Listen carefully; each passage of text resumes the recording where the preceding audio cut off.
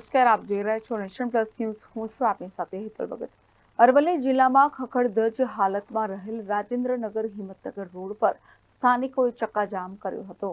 અરવલ્લી જિલ્લાના મોડાસામાં રાજેન્દ્રનગર હિંમતનગર રોડ કેટલાય સમયથી ખખડધજ હાલતમાં હતો.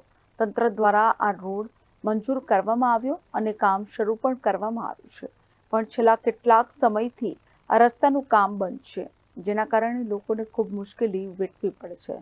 રસ્તો એક તરફ ખોદી નાખેલ છે તો બીજી તરફ ખખડધજ જ હતો અને ચોમાસામાં વરસાદના કારણે રસ્તો વધુ તૂટી ગયો છે, જેથી રાહદારીઓ વાહન ચાલકો ખૂબ પરેશાન છે, જેને લઈને આજે ખંભેસર અને મેઢાસણ પાસે યુવાનોએ રસ્તા રોક્યા છે. મોડાસા અને હિંમતનગર બંને તરફ એક પણ વાહન જવા દેવામાં આવતા નથી.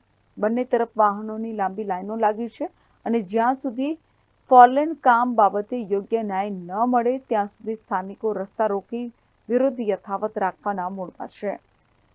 Kapil Patel, nation plus news, Aravalli.